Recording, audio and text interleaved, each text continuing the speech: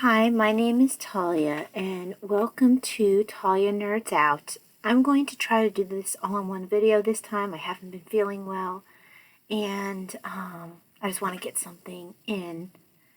I don't think I have as much to talk about this time simply because it's been a bit of a rough stretch. But I guess that I will start with the fact that I have really been going back to my norm, which is reading murder mysteries. And I finished the last two of the Mayfair 100 mysteries. And these are mysteries that are set in World War One. And I feel like they're a very good historical mystery. I don't tend to like usually mysteries that are not written during their period.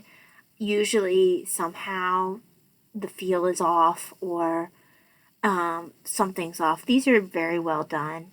I do feel like the author paid great attention to detail, and the characters are very well written, which in some historical novels that I've read, that's not always the case. I tried to read. I recently tried to read a Regency mystery series, and I just could not get into it. I could not connect to the characters, and I ended up returning it to the library. Let's see if I can find what that was. It would be on Storygraph. Let's see. Well, okay, there it is. Not currently reading, but let's see. Do not finish. There we go. So it was, and dangerous to know that I tried to read, and this was a Darcy Wilde's books. It's a Rosalind Thorne mystery, and maybe I didn't give enough of a chance, but I just really could not get into the characters. I didn't care for the style of writing, and I ended up returning it. But I am very picky about my mysteries that are set during certain historical eras. I'm a picky reader as it is, but if it doesn't feel right, and if I don't feel like the characters are interesting, I will just return the book. And that's what I kind of felt like the speech was stilted or something, narration. I don't know. I didn't care for it. Not a problem, though, with the Mayfair 100 mysteries. The characters feel real, that they're very well written, and I really enjoy them. And the last two in the series are A Death in Chelsea and The Body in Berkeley Square, and that's the second and the third book, respectively. Can't remember the first book's name because I read it last year, I think, maybe the year before. So I finished those books. I also finished, because this is, I think this week is Nurses Week. It's been about 2 years since I've been able to work as a nurse. I had to quit due to chronic illness 2 years ago, so early 2000. So I used to know when Nurses Week was because they would give us stuff, usually pizza, and then usually some other kind of baubles or whatever that we really didn't need. But, yeah, so I had lost track of the fact that Nurses Week was this month. But thanks to Janelle from Too Fond of Books, she mentioned in her podcast, on her booktube, and so I'm following her lead and reading books with nurses in them or by nurses. So Mary Roberts Reinhardt had a series. She's a Golden Age American author who had a series with a nurse as her main character. The nurse's name is Hilda Adams. I really enjoyed the first two Hilda Adams mysteries that I read. Not necessarily my normal style mystery that I read, but I did enjoy them. The first one was a short story called Locked Doors. The second one was a full-length mystery novel called Miss Pinkerton.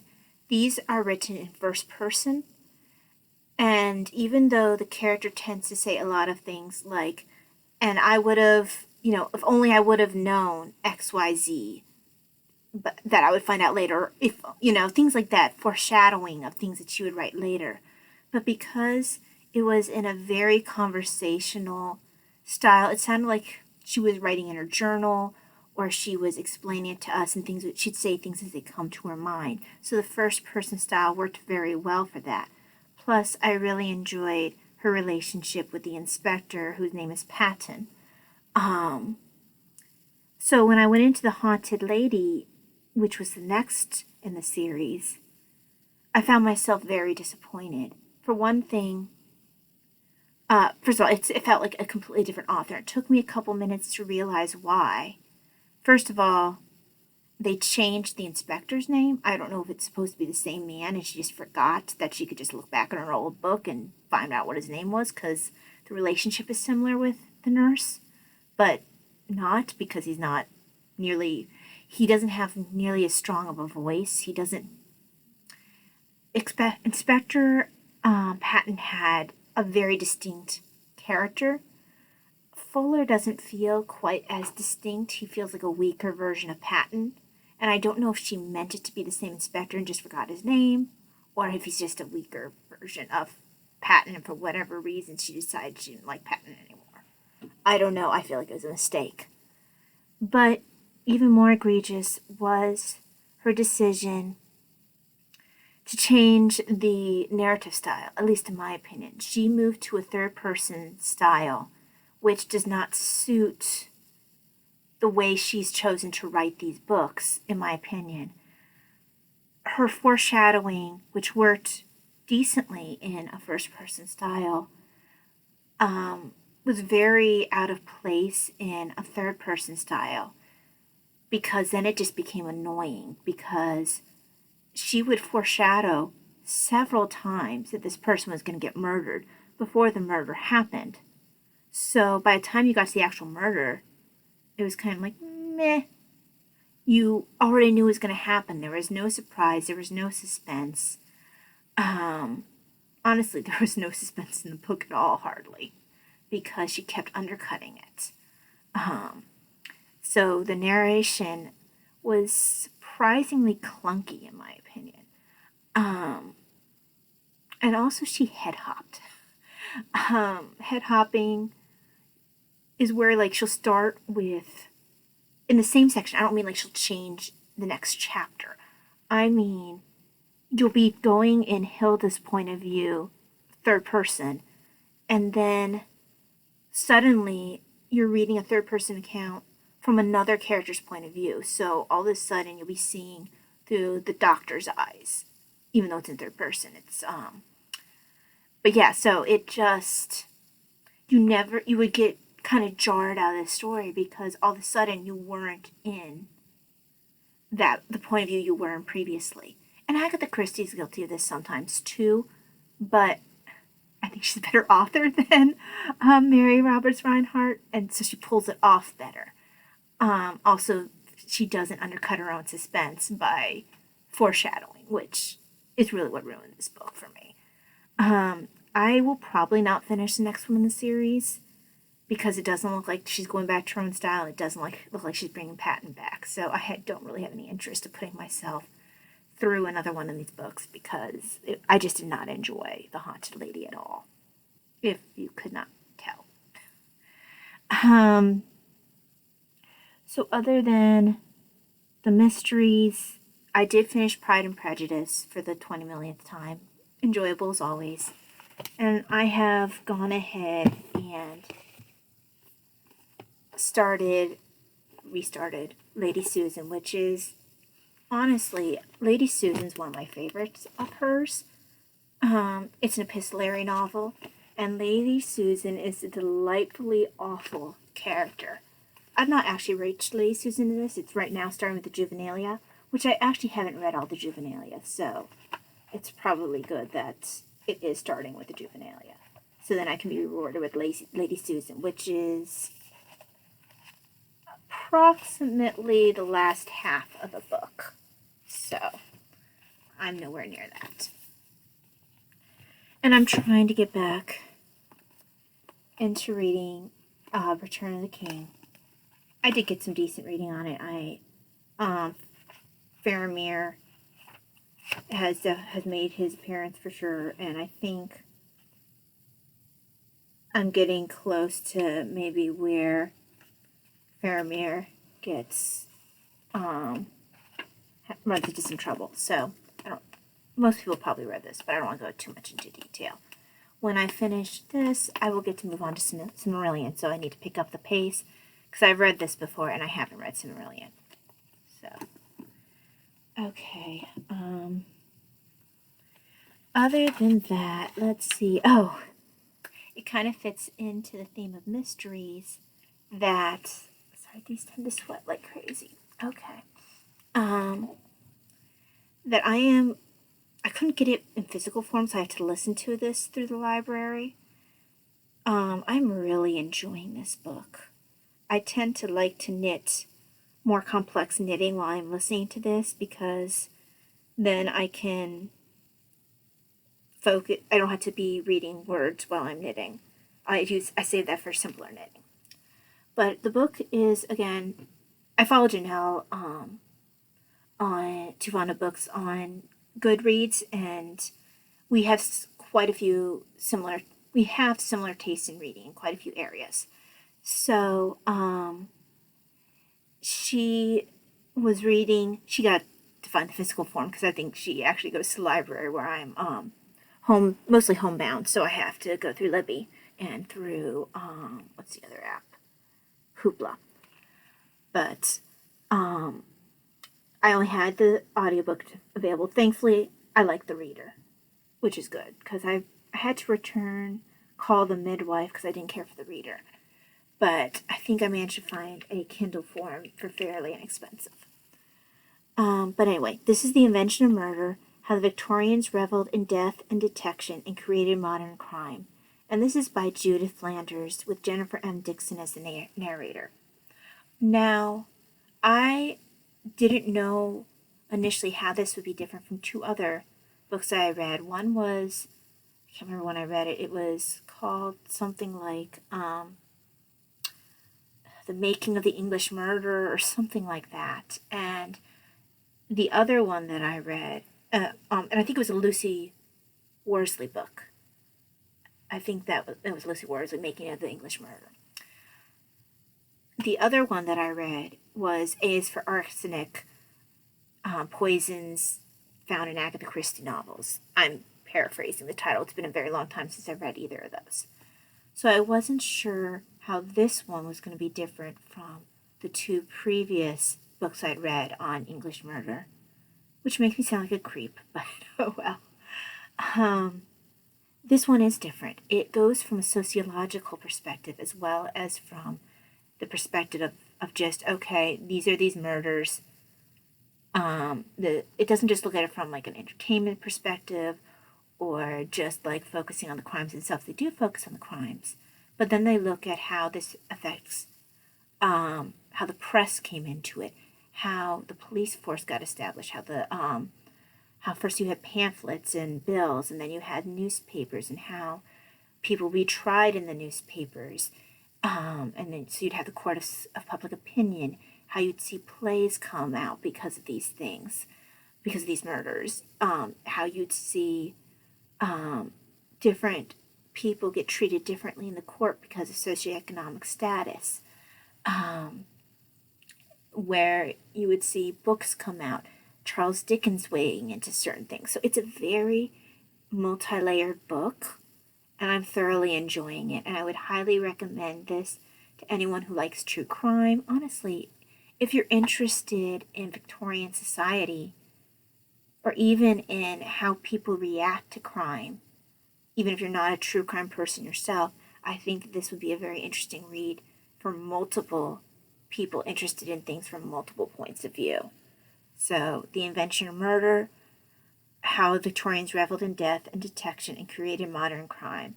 by Judith Flanders.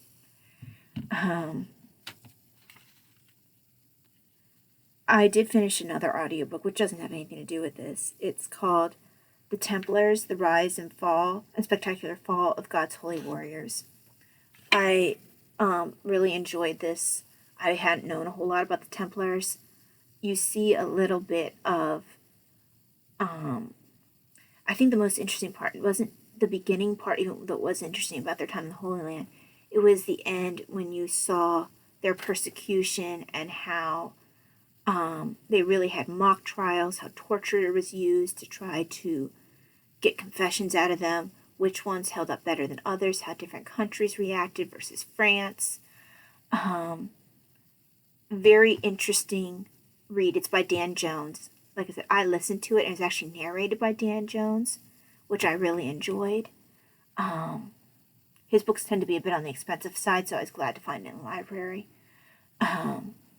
So I would recommend that, especially if you don't know anything about the Templars and you're interested in that era. I enjoyed the fact that it used sources, contemporary sources from both the Christian end of things and from the point of view of the Muslims that they're fighting there. So I thought that was very well done, because you weren't just getting one end's story, you were getting both points of view. So thoroughly enjoyable, in my opinion. Starting to crash a little bit, so I do need to wrap this up. Gotta look farther in Heart Healers. I do recommend this. I'm going to miss it when it's done, but I know what I'm going to replace it with. The Scalpel of Scotland Yard. Again, heard about this through Janelle, Too Fond of Books. Yes, I kind of stalk her channel for book recommendations, because we do like some similar things. Through Heart Healers. Oh, the last one. I can't remember if I found this on my own and we just happened to both be reading this, or if I heard about it on her channel first. But when she started reading it on, and put it on Goodreads, said she was reading it, I remembered that I owned it, and I went ahead and decided to read it too, because I was very disappointed in the other book on nursing that I started. It was called, sorry, I'm pulling up again my DNF list from Storygraph. There we go. It was called The Other Side of the Bed, A Nurse's True Story by Georgia Murowasky. And I have to admit, I was very disappointed in that. Maybe if I hadn't been a nurse, I would have enjoyed it more. But I was expecting and looking forward to hearing the point of view of a nurse dealing with being a patient when she was used to being on the other side of the bed, used to being a practitioner, because that has been something personally that I've had to deal with, and that adjustment can be at times frustrating and difficult, because you're used to being the caregiver and not the one being cared for, and it's a very, very big adjustment in mindset, especially when you are chronically ill and quite disabled. But that was a story I was hoping to hear, even if it wasn't necessarily as extreme of a change as my personal story. But that was not the story that I got, which very much disappointed me. I instead got, it basically was a how-to of being a patient. So it would be like, so these are what the tests are like, so this is what you can expect. And it was only until like about 18% that she started sprinkling her own story in there. But it was not a lot, and honestly by that point I lost interest, because first of all, style was not engaging. It felt like she was lecturing. It felt like something a a speech I would have given to a patient to prepare them for what to expect next. Okay, you're going to have this test. These are the things you can expect. And don't worry, it'll be okay. Do you have any questions? I expected her almost to ask if we had any questions. Because that was the feel the book gave. And even the sprinkling of the personal story within just kind of lacked the feeling of narrative. And the feeling that I was actually sharing in her story. That might have changed later in the book. But like I said, I lost interest at 18% of the book. And I will not return to it. If you are not a medical professional, though, that might still be something that interests you. But yeah, that was that one. And so to sort of console myself after that disappointment, I started reading Rituals and Myths in Nursing, A Social History by Claire Laurent. This one has delivered. The style is quite readable, and she starts off talking about nursing home, and I started my career as a CNA working in nursing home. So I can relate, even though she started her career quite a bit, at a quite earlier time. I think she said it's 70s, whereas I started mine in the early 2000s.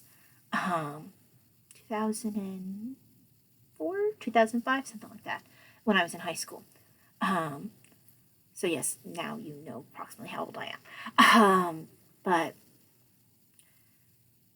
So it was a different time period, but some of the feel and some of the things, when you're dealing with people, people are people, no matter what time period. So when you're dealing with confused elderly, it's not going to change terribly much. And the point where she talks about the shower days and struggling to get them into the shower chair and being kicked and scratched and all that, I can remember those days very well. Your escapees, your it brought back some memories. Nursing homes, not all of them are amazing. There are some good ones, but not all of them are amazing. And I left that experience not wanting to work in nursing homes ever again. So I never did as an RN. But now she heads into hospital, which I also worked. I can't remember where she said she worked in the hospital. I had to go back into it. So this is really going to be a walk down. It's going to bring back a lot of good memories. It's going to, in some ways, be bittersweet for me. But it's, nursing is awesome. And I like hearing nursing stories. And actual nurses stories. So I'm going to really enjoy this book. And especially since they're talking about the difference between a more, this is how we've always done it versus questioning things. And you saw this even when I was a nurse, between some of the older nurses, not as many, but some of the older nurses. I mean, by the time I think that critical thinking has been pressed for quite a while, but even some of the older nurses I've worked with kind of reminisced a little bit about the days where they could just be like, okay, doctor. Whereas when I was a nurse, it'd be like, hey, doc, I need this. Or did you mean to write that? Especially a night shift when they were tired. And you wanted to verify that they wanted, potassium and not vitamin K.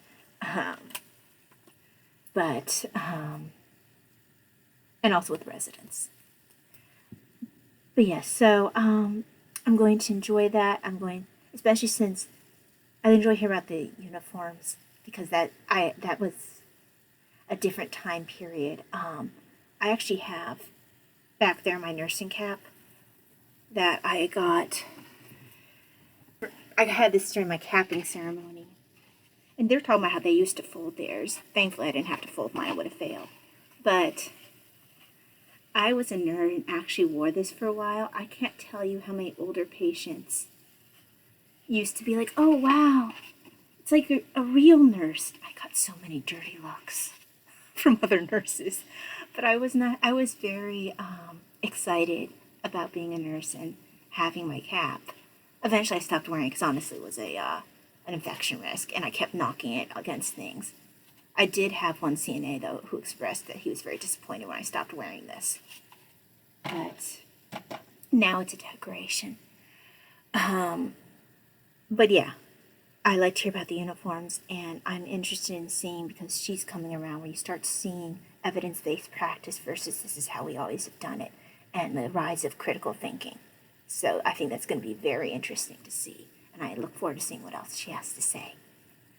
So I am crashing, so I am going to end this here. I don't know how long I've run, but yeah, if any of those books are of interest to you, sorry if this is a bit monotone today. It's been a very rough few weeks, and yeah, I just wanted to get something in because otherwise I didn't want this channel to flounder.